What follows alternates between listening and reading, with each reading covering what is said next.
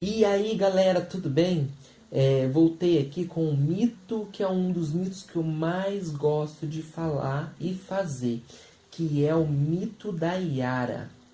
O mito da Yara, ele é um dos mitos para mim que é um dos mais ricos e é um dos menos explorados. E tem algumas curiosidades que eu não sabia também, é que a Yara, ela era inicialmente um personagem masculino e se chamava Ipupiara. Era um homem-peixe que devorava pescadores e o levava para o fundo do rio Amazonas. O interessante é que eu liguei os pontos, eu não vi isso em nenhum lugar não, que o Ipupiara, ele se assemelha bastante ao filme, para quem já assistiu, o filme A Forma d'Água, do diretor Guilherme Del Toro. No filme A Forma d'Água, existe uma muda que trabalha num uma espécie de um laboratório secreto, né, dos Estados Unidos, e lá eles encontram, né, uma criatura. Ela se depara com uma criatura e ela se apaixona por essa criatura. É uma mulher muda. E o que acontece é que no filme, o vilão e alguns cientistas dizem que eles encontraram essa criatura no rio Amazonas. Então, eu acredito que o Guilherme Del Toro tenha se estruturado para criar, né, a criatura, ele tenha se estruturado no mito do Ipupiara, que é a criatura que veio antes da Yara, baseado no mito do Ipupiara, que eles criaram a Yara, né? E aí a Yara começou a ser contada de geração para geração verbalmente. E aí a Yara ficou conhecida, né? Enquanto que o Ipupiara meio que ninguém conhece ele. Mas na verdade se originou como um personagem masculino que se chamava Ipupiara. Outra coisa é que a Yara, ela tem longos cabelos, né, esverdeados. Eu acredito agora, como a gente está criando criaturas do folclore brasileiro como se fossem reais, né? A gente está fazendo uma arte conceitual como um sci-fi, ou o que é isso? Uma ficção científica. A gente tem que pensar na biologia, né, de alguns animais existentes para aplicar em animais que a gente não conhece, né? Então, que a gente não conhece não, que são inexistentes, que não existem. Então, a gente tem que, pra gente pensar coerentemente, como seria, como se fosse, a gente tem que ver como se comporta alguns animais no mesmo ambiente que aquela criatura que a gente está inserindo numa história, para ela ficar crível, né?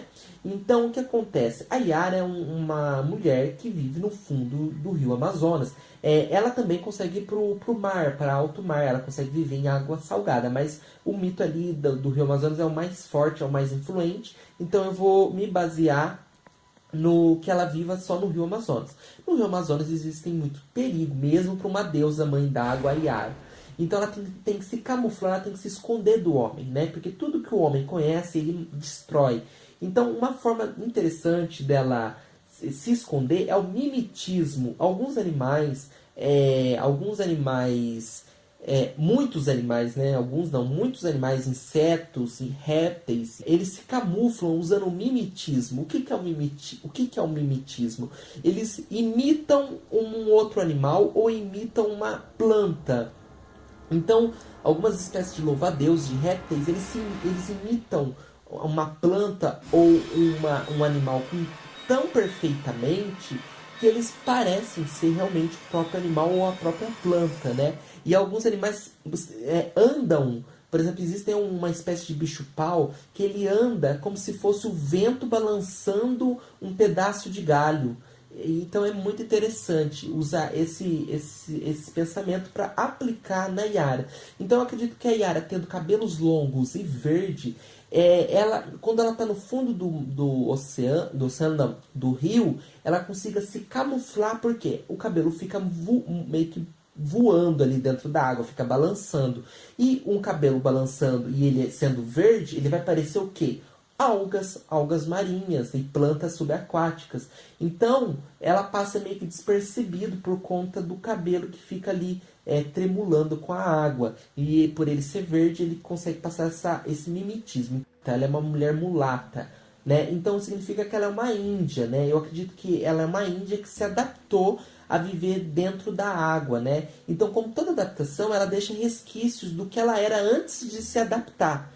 Então, ela vai manter algumas características de uma índia. Então, algumas pinturas ela ainda mantém por ela ser um ser racional, uma criatura racional. Como um ser humano, ela consegue se pintar e ela tem uma certa estética de beleza, né? Então, ela consegue se pintar e se enfeitar e tal. Até para conseguir caçar os homens de uma forma mais eficaz. E a Yara, ela sempre, grande parte, né, das suas vítimas são homens e pescadores. Eu acredito que não é por ser homens, mas sim porque eles que vão pescar. No Rio Amazonas, os homens vão pescar e os homens são uma presa alvo, né, da Yara. Eu vou fazer o Ipupiara, mas eu não vou mostrar aqui o processo de pintura dele, de desenho, por conta que o foco aqui é a Yara. Mas eu vou fazer o Ipupiara por fora e depois, no final do vídeo, eu mostro o Ipupiara, a pintura final do Ipupiara também, por conta que eu acho que ele é importante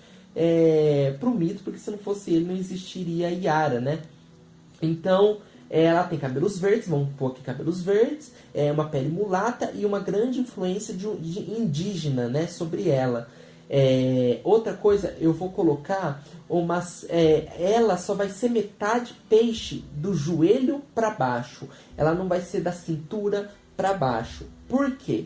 Eu quis manter as genitálias e o bumbum de uma mulher para facilitar na parte da sedução e da reprodução também, entendeu? Então, como eu tô pensando numa forma crível para Yara, eu não quero fazer elas se reproduzindo como um peixe, né? Eu quero fazer elas reproduzir como um ser humano normal. Então, eu mantive a parte da genitália e do bumbum e ali das coxas da mulher intactos, né? Como uma mulher mesmo. A única coisa que muda é a parte do joelho para baixo, que começa a se transformar, né, se metamorfar em um peixe.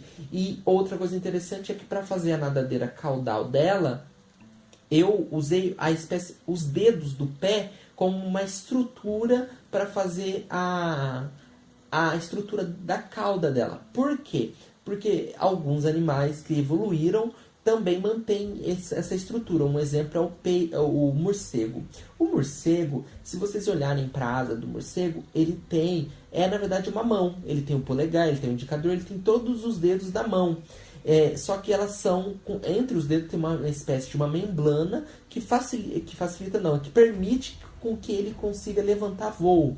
Então eu quis trazer esse pensamento, né, de evolução para a Yara. Então os dedos, né, dos dedos do pé da Yara que se alongaram e formaram uma espécie de uma membrana, né, entre os dedos, fazendo com que ela consiga nadar com uma maior eficiência. E aí eu vou colocar como marido dela o Ipupiara, né, como o deus, o rei dela, e ela a rainha, e ele é o pai da água, né? Lá em Brasília, no Palácio da Alvorada, tem duas esculturas, ou uma da Yara, da sereia mesmo, da Yara, do que a gente está desenhando aqui.